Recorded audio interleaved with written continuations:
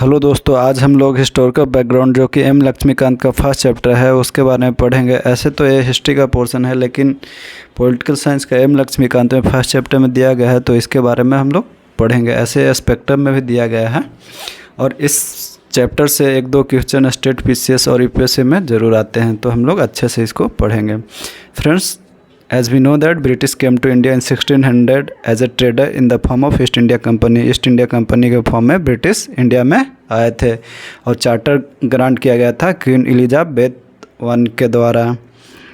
इसके बाद में हम लोग जानेंगे battle of Buxar. Battle of Buxar से ब्रिटिश के लिए एक वाटरशेड मूवमेंट था, क्योंकि ब्रिटिश ने उसको जीत लिया था और उस जीतने के बाद they obtain East India Company, not Britishers, company obtain Diwani right of Bengal, Bihar and Orissa, Diwani right over revenue and civil justice.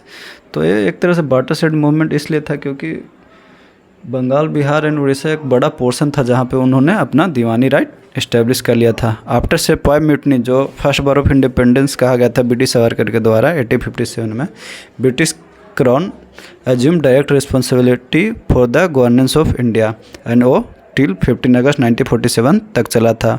1925 में सेक्रेटरी ऑफ स्टेट, जो कि लॉर्ड बीकन हेड थे इंडिया के लिए, वो चैलेंज किए थे इंडियन लीडर को कि आप कॉन्स्टिट्यूशन ड्राफ्ट करके दिखाइए। तो उसी के रिएक्शन में नेहरू रिपोर्ट आया था। Nehru report was establish in Lucknow in 1928। This was called as first step of the history of constitution of India. और कॉन्स्टिट्यूंट असेंबली फॉर्म्ड इन 1946। दोस्तों, कॉन्स्टिट्यूंट असेंबली बनाने का क्या पर्पस था? To draft the constitution of India. उनके कितने member थे? 389 members थे।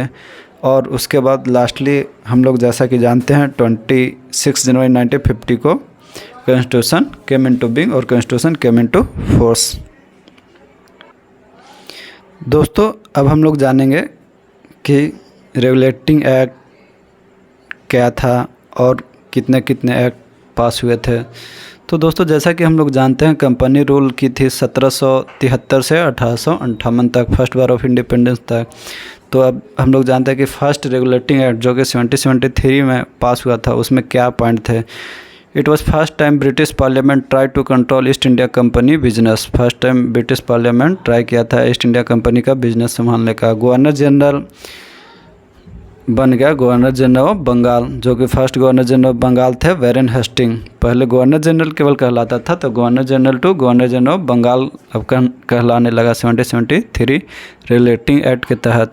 और फर्स्ट गवर्नर जनरल कौन थे? First governor general of Bengal Warren Hastings थे। 4 people chosen to serve governor executive general council. 4 people choose किए गए थे एग्जीक्यूटिव काउंसिल के लिए। Administration was centralised and the Bengal presidency was made superior to the Madras and Bombay presidency।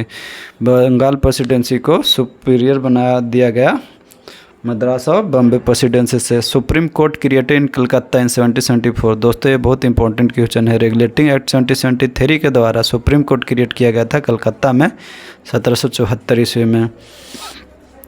Prohibited the servant of the company from engaging in any private trade और receive gift from Indians. Servant जो company में काम करते थे east India company में, उनको prohibit कर दिया गया, माना कर दिया कि आप किसी तरह के घूस, गिफ्ट कुछ इंडियन से नहीं लेंगे। दोस्तों, अब हम लोग जानेंगे second amending act of 1781। This act is also called as act of settlement. इस एक्ट के तहत it exempted from jurisdiction of supreme court. जैसा कि governor general and council, servants of the company, excluded revenue matter, ये सब exempt कर दिया गया कि सुप्रीम कोर्ट ये सब नहीं हियर कर सकता, गवर्नर जनरल के खिलाफ नहीं हियर कर सकता, the council servant of the company के खिलाफ नहीं हियर कर सकता है। एक्सक्लूडेड रेवेन्यू मैटर को एक्सक्लूड कर दिया कि ये सब के खिलाफ आप सुनवाई नहीं कीजिएगा।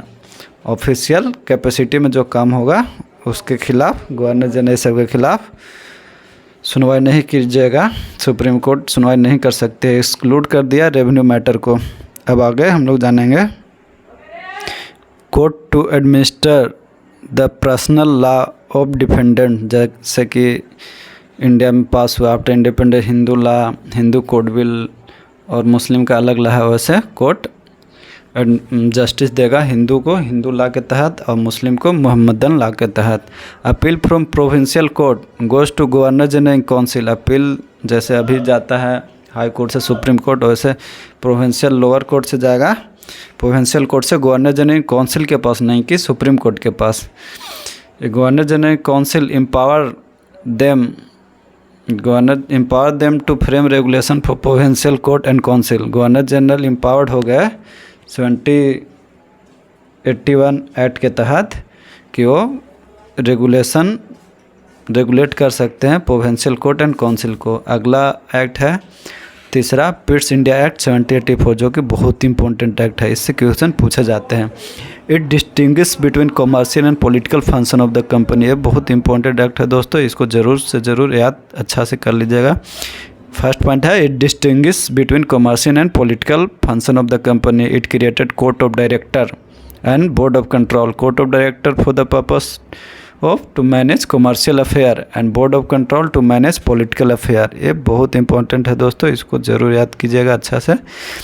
It created the system of double government. One is court of director जो मैनेज करता है कमर्शियल अफेयर को, और other is board of control जो मैनेज करता है पॉलिटिकल अफेयर को। Board of control to supervise and direct all operation of civil and military government और revenue. Board of control supervise करेगा और डायरेक्ट करेगा all operation of civil and military government और revenue. This act was significant for 2 reason. ये act बहुत, जैसा कि हमने बोला, ये एक्ट बहुत इंपॉर्टेंट है। तो it was significant for 2 reason. First is companies territories in India were for the first time called British possession in India. Company territory in India were for the first time called British possession in India, first time कहलाएगा। आगे हम लोग जानेंगे second point है British government was given the supreme control over company affairs and its administration in India. Second point ये हो गया। अब अगला एक्ट जानेंगे दोस्तों, जो कि चौथा है chartered act of 1793। It extended the overriding power given to lord Cornwallis, जो कि 1786 एक्ट के तहत लॉर्ड कॉर्नवालिस को पावर दिया गया था। तो एक्सटेंड हो गया over his council to all future governor general and governor of presidency. Overriding power दिया गया था लॉर्ड कॉर्नवालिस को 1786 एक्ट के तहत। एक छोटा सा एक्ट आया था उसके तहत, तो एक्सटेंड हो गया फ्यूचर गवर्नर जनरल और गवर्नर ऑफ प्रेसिडेंसीज को। Extended trade monopoly for another 20 year, जो कि ट्रेड मोनोपोली चल रहा था अनदर 20 ईयर के लिए बढ़ गया 1793 एक्ट के तहत। Member of board of control and their staff were to be paid out of Indian revenue. First time हो गया कि member of board of control and their staff Indian revenue से पे किया जाएगा। अब 5वां एक्ट, ये भी एक्ट बहुत इंपॉर्टेंट है दोस्तों, इसको भी बहुत ध्यान से याद कर लीजिएगा, पढ़ लीजिएगा। Chartered act of 1813 abolish the trade monopoly of the East India Company that is open to all British merchants. Abolish कर दिया trade monopoly for the company in India and it open to all British merchant, but it continue the monopoly of company over trade in tea and trade with China. Trade in tea and trade with China में monopoly still था और बाकी में ख़त्म कर दिया था। Second, it asserted the sovereignty of British crown over the company territories in India. British crown का सोवरेनिटी असर्ट किया। It allowed the Christian missionaries to come to India to enlighten the people of India. जैसा ही कहा जाता था कि Indian people पूर्वक है, कोई काम करनी है तो इनलाइटन करेंगे वेस्टर्न लोग, ऐसा कहा जाता था, लेकिन ऐसा था नहीं। Allowed the Christian missionary to come to India to enlighten the people of India. It was done through chartered act of 1813। अगला और लास्ट पॉइंट है 1813 एक्ट का। It authorize local government in India to impose taxes on person. वो authorize कर दिया local government in India को कि impose कीजिए टैक्सेस ऑन एनी पर्सन। अब अगला एक्ट जो कि छठा है चार्टर्ड एक्ट ऑफ 1833 1833 का act. Governor general of Bengal become governor general of India and first governor general of India was Lord William Bentinck. ये गवर्नर जनरल ऑफ बंगाल बन गए governor general of India. Regulating act of 1773 के तहत क्या हुआ था, governor general बने थे गवर्नर जनरल ऑफ बंगाल, और 1833 के तहत हो गया गवर्नर जनरल ऑफ बंगाल बन गया गवर्नर जनरल ऑफ इंडिया, जो कि फर्स्ट थे Lord William Bentinck.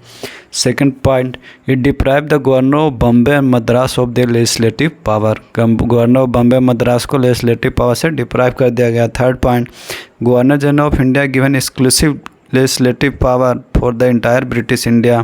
Fourth point, it ended the activity of East India Company as a commercial body and become purely administrative body. East India Company end हो गया commercial body, अब पूरी तरह से administrative body बन गया। Attempted to introduce, ये बहुत इंपॉर्टेंट पॉइंट है दोस्तों, चार्टर एक्ट ऑफ 1833 के तहत it attempted to introduce a system of open competition for selection of civil servants। यह अटेम्प्ट किया था, इंट्रोड्यूस नहीं हुआ था इसके तहत। It attempted to introduce the selection of civil servant, open competition के लिए अटेम्प्ट किया था सिविल सर्वेंट को सिलेक्शन के लिए थ्रू चार्टर्ड एक्ट ऑफ 1833। अब अगला एक्ट पढ़ेंगे दोस्तों, chartered act of 1853। It establish a separate governor general legislative council which came to known as Indian legislative council. Separate governor general legislative council establish किया, जो कि जाना गया इंडियन लेजिस्लेटिव काउंसिल के नाम से। It introduce an open competition system of selection and recruitment of civil servant. ये ultimately charter act of 1853 के तहत इंट्रोड्यूस कर दिया गया open competition system of selection and recruitment of civil servant. Attempt किया गया था 1833 के तहत और इंट्रोड्यूस कर दिया गया 1853 के तहत। It introduce local representation in the Indian legislative council. Local representation introduce किया इंडियन लेजिस्लेटिव काउंसिल में। अब आगे का 1850 एक्ट नेक्स्ट वीडियो में पढ़ेंगे दोस्तों, क्योंकि ये इसमें ज़्यादातर फैक्ट है और याद करना है, तो शॉर्ट वीडियो ही रहेगा तो ठीक रहेगा। इतना आप लोग याद कीजिए और आगे का नेक्स्ट वीडियो पढ़ेंगे नेक्स्ट वीडियो में। Thank you.